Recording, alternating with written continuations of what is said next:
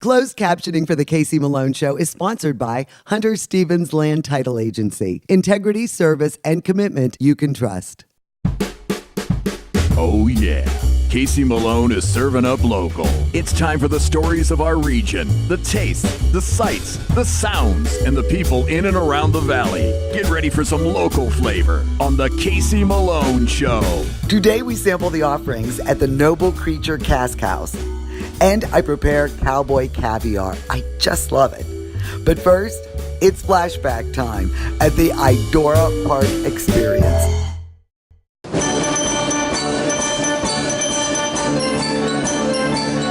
I'm sitting here in a Wildcat car at the Idora Experience with the owner, Jim Amy.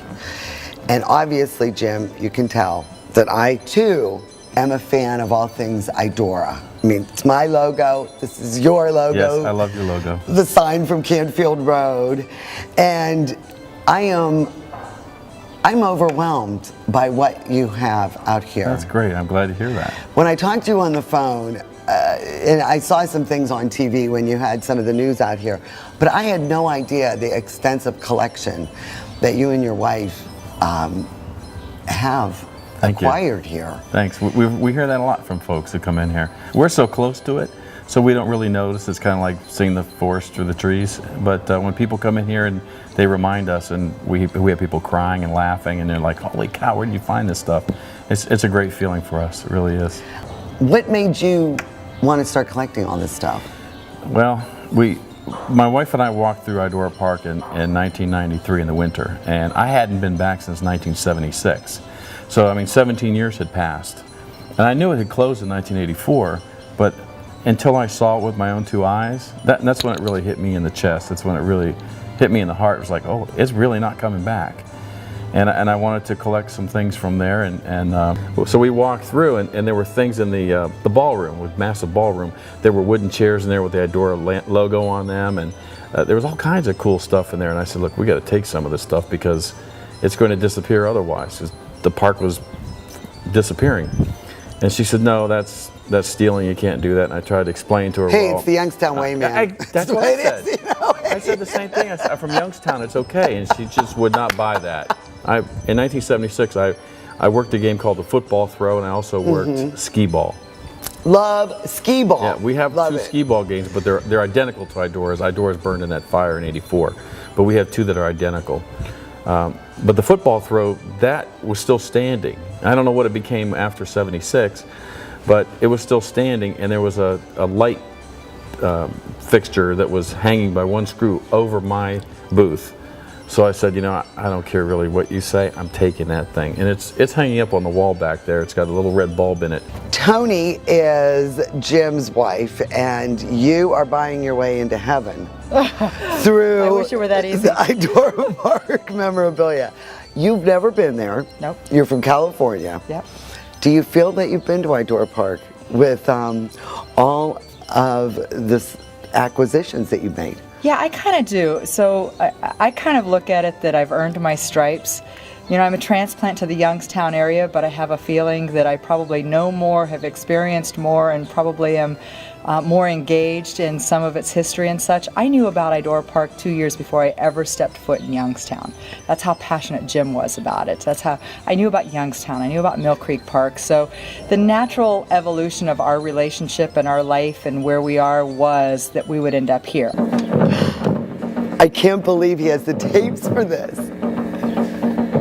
Every once in a while there's a holy grail I have to have from Idora Park, and for many years a lot of people were looking for a rapids/Lost River boat, and nobody could ever find one. And then one day on the internet, a guy writes to me, he sends me 3 photographs of this boat, and it's under a tree and it's falling apart, and he says, I played in this boat as a kid, thought you might like this. So right away I'm like, holy cow, this is the Lost River boat. The property, I mean, that is so you know, the way it is right now in its current condition, and it doesn't seem like they are going to do anything with it.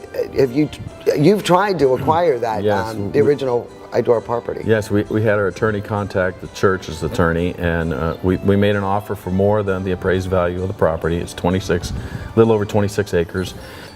In 8 days they responded with a simple, the Idora Park property is not for sale. What is your vision for that property if you were to acquire it? Our plan would be to put a museum to Idora Park. With all of this stuff, Mahoning Valley Historical Society would have it, put a museum on the property, open it up to picnics, walking paths. I think it would benefit the community, it would benefit the city, and you know, of course it wouldn't have the rides on it anymore, but Idora Park started out in 1899 as a picnic area, and you never know how you're going to influence some young kid in his life, his or her life. Maybe that child hasn't been born yet, they're going to grow up, they're going to see something like this, and they're going to say, we can do this again. Who knows what might happen in the future? Like, what do the Amy's do for fun? Like, you know, what do you do to get away from, you know, this kind of, you know, Idora Park? We're going to Disney World. No, Yeah, we're taking kids and grandkids and going to Disney World.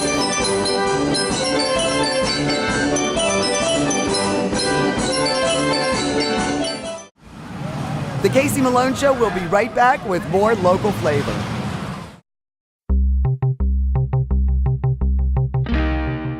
Summer means Magic Tree. Look at this patio. This is one of my favorite places to be on a summer night. Casey, we have all the things going on here at the Magic Tree on our beautiful patio. We have the Saturday Summer Music Series, not to mention all the other goodies like our seasonal menu. Absolutely. looky here. That's our canned chips, our cedar plank salmon, and this is our Casey and the Sunshine Salad. How you like that? And then My our gosh, seasonal drinks, round two. that's our mermaid Wow. water, and it ain't no water, by the way. And this is our fresh blueberry mule.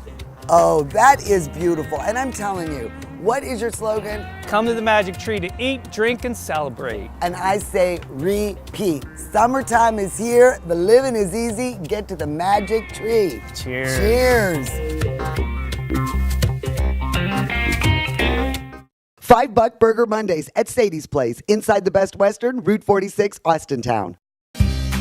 Mayflower Woolham is your full-service, independent insurance agency. We work with several insurance companies to offer you choices for your insurance needs. We'll find the right product at the right price. Personal, business, farm, life. Trust Mayflower Woolham. You focus on what's important, we'll take care of the details. Mayflower Woolham, close by with 3 locations to serve you.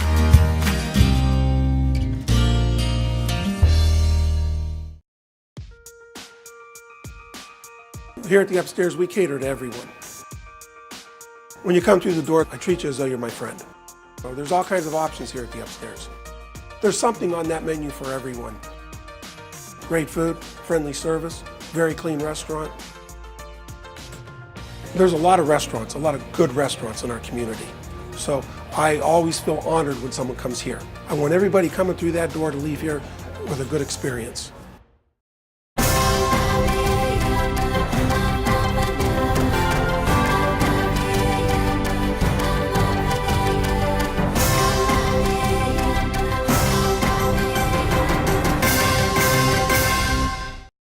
Rulli Brothers is way ahead of the competition. Check out Rulli Spice World, where you can buy bulk herbs and spices, plus candies, nuts, and fillings for pennies on the dollar. Shop Rulli Brothers, home of the famous Evening Express. I am blessed with a wonderful husband. He's stuck with me through thick and thin, and he's a fantastic father. So when he needed long-term care, not just any place would do, we did our research. Everyone said, trust the name you know, Briarfield. With all those locations, there's always one close. That made it easy for me and the kids to visit more often, Briarfield.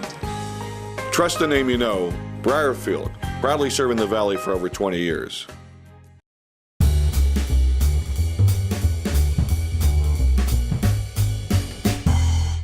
Today I'm going to prepare for you one of my new favorite party foods. Always love to see the 7-layer dip when I go to a party. Love the buffalo chicken dip. And my neighbor, Carrie Watson, showed up at my house with cowboy caviar. It was so good. I went online, I tried to figure out the very best recipe because of course there's different ingredients depending on what your likes and dislikes are, but it is easy to assemble. It is loaded with flavor. It's pretty low cal, and it's really easy to make. The only issue is you're going to do a lot of chopping of fresh vegetables, but it is so delicious, and it's really versatile. It could be a dip, or you could add it to tacos. You could make a salad with it. It's really, really good. So we're gonna make cowboy caviar, and I'll be right back with the ingredients. For this recipe, you'll need one 15-ounce can of black beans and black-eyed peas, rinsed and drained, 1 cup of tomatoes, diced, 1 jalapeno pepper, seeded and diced, 1 cup of fresh corn. That's about 2 ears, or you could use canned or frozen. 1 avocado chopped, 1 cup of red and or green bell peppers, seeded and diced, 1/2 cup of red onion diced, 1 bunch of cilantro leaves chopped, and 4 ounces of queso fresco cheese crumbled. I know this recipe has a little more ingredients than I usually do, but I just love this dish, and it lasts a few days in your refrigerator. So all we're gonna do is assemble it now. This is 1 can drained of the black beans, and these are the black-eyed peas. So we'll dump that into the bowl. And then the pepper, I use both. This is a medium-sized red bell pepper, and this is the green. I mean, this is so pretty. And then the corn. It is corn season, so I used 2 ears and cut that off. You can use frozen, and in a pinch, if you need to, just use canned corn. And then the red onion, you can soak this in water if you find it has too much of a bite. Or, you know, I was thinking, I haven't tried it, but I bet you the green onion and a little bit of the stem would be good in this too. And then I have the tomatoes. And what I did was quarter cherry tomatoes for that. And the jalapeno. This was a larger jalapeno. You could also leave that out if you don't like the heat. And then we have the cilantro. Love cilantro. Some people don't, they think it's soapy tasting. If you don't like it, leave it out or use parsley. All right, so we have all of these ingredients in here. And what we're gonna do is just mix this up. Look at that now. Isn't that pretty? And it smells so good. And there's a lot of it. Now I'm gonna set this aside, and then what I'm gonna do is assemble the dressing. But I want to remind you, if you are cooking this or preparing this in advance, I would add the queso cheese at the very end and the avocado, because you know avocados tend to brown. So make sure you add that dice, the very last thing, and mix it up, and the queso. But you can go as far as the dressing and all those other ingredients if you want to prepare that the night before, because the flavors really do blend together well. And let's assemble the dressing. For the dressing, you'll need 1/3 cup of olive oil, 1/4 cup of fresh squeezed lime juice, 1/2 tablespoon of honey, 1 teaspoon of chili powder, 1 teaspoon of cumin, 2 teaspoons of red wine vinegar, 1/2 teaspoon of garlic powder, 1/2 teaspoon of cayenne pepper, and salt and pepper to taste. Now this is really easy. We're going to start with the olive oil. Now there's a lot of ingredients in here too. If you don't like some of them, feel free to leave them out. The cumin, I like heat, so I am adding chili powder and I am adding cayenne. And then just to thicken it up, and it kind of takes a little bit of the heat off, is the honey. I've never really used honey in my dressings, but I think you're gonna like it in here. And then a little red wine vinegar, and then some fresh squeezed lime juice, and garlic powder. Last but not least. All right, so we put that in, and then we just give this a good beating. You're really gonna like this. Now I really like avocado. You could add a few if you want, but this one came out pretty good. So I am just dicing it, and you want to keep everything at about a 1/2 inch dice. And look at that. I just love avocado. And this really adds a nice smoothness to the dish. All right, so now the avocado's in. Here's what we're gonna do now. Add the dressing. And just mix that up and make sure everything is blended together. The smells, the textures, the flavors. I am telling you, you're gonna love this. All right, so now that that's there, you know, the queso is really flaky. So they come in wheels, about 8-ounce wheels. So I'm using about a half a wheel in here. And then you just grind it up with your hands and make sure it crumbles nicely. The texture of this isn't quite feta-like. It's a little more pliable, but it has such a nice flavor to it, and it just adds another dimension to this dish.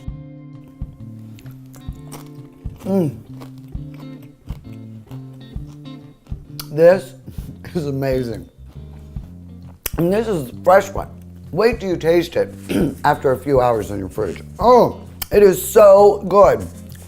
I just love it. And it's really good, of course, with, you know, tortilla chips. But if you put this in a taco and then put some chicken over it, or ground beef, or the carne asada, and then on a salad, a bed of lettuce, I mean, this really is a versatile topping for a lot of things. And of course, a margarita would be good, but I found a really nice crisp wine. And this is Fun Blanc from Ferrari Carano. And it says it's a Sauvignon Blanc too, but it's really not. It doesn't have that heavy grapefruit taste. It's just really light, refreshing, nice palate cleanser. So, caviar. What do you think of that? Cowboy caviar. Go to my website, caseymalonshow.com, and you'll get the recipe for this and the dressing. And remember, it's versatile. What you don't like, take out, and if you think I missed something, add it to that. And you are going to love it. Cheers. The Casey Malone Show will be right back with more local flavor. Hi, I'm Elizabeth Bernard. I've been giving the people of our valley free advice for 30 years. And my message has never changed. If you're involved in an automobile accident, don't try to handle it yourself. Call a lawyer. A lawyer will be your representative, dealing with doctors, medical insurance, and all the red tape that you may encounter. Hiring a lawyer doesn't mean you'll end up in court. And remember, there are no upfront fees on personal injury cases. That's good advice. Need a lawyer? Learn more at elizabethbernardlaw.com.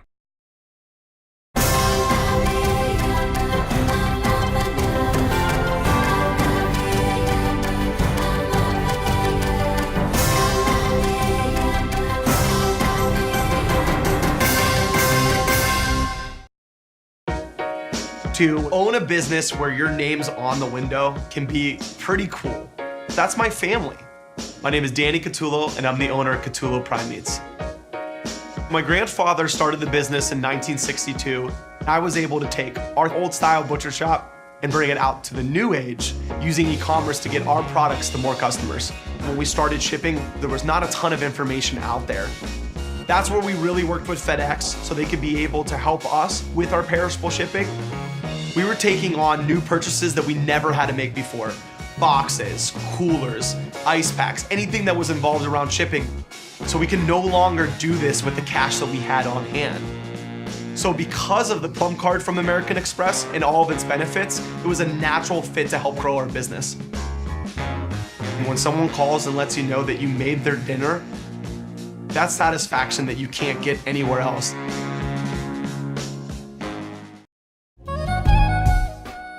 Open the Jewel Box, the Courthouse Inn, organic vegetarian comfort food, handcrafted cocktails, fine wine and beer, fresh baked cakes and pies. Recharge your senses at the Courthouse Spa. Dazzling dining, artfully prepared, locally sourced ingredients, spa services. The Courthouse Inn feels like a world away, just down the road in historic Lisbon, Ohio. It's time to get real about getting engaged. Real experts you can count on. Real pricing and financing for your budget. in really one-of-a-kind engagement rings. that are unique as she is. Get real, get Kamara. Get real, get Kamara. In the Coal Creek Plaza in Canfield.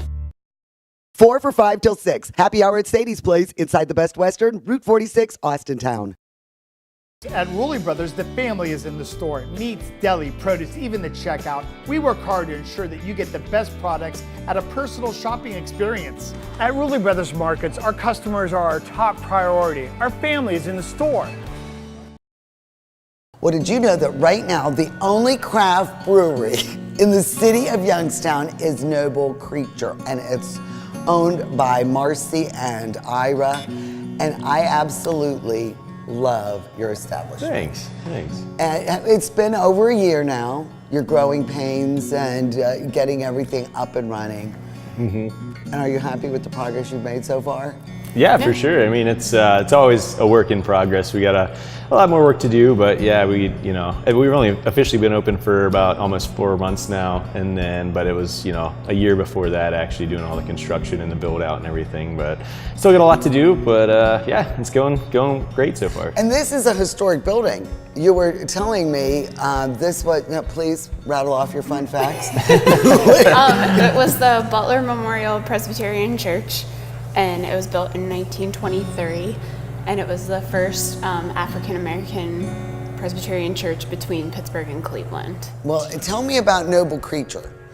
Where did the name come from? I think it's a very noble name. I think it really sounds like a beer name. Yeah. I like it. It was kind of a mix. So our logo is a cat skull, and we had a black and white cat when we first moved to Youngstown when I was in college, and her name was Nurgle, and she was a really awesome cat. So it was sort of a little bit of a tribute to Nurgle. And then we have 2 pit bulls that we adopted, and we would tell them all the time what noble creatures they are. So it's like our pets are always a big part of our lives. Yeah, so. And all your pets are noble? Noble, yes. For the most part. Yeah.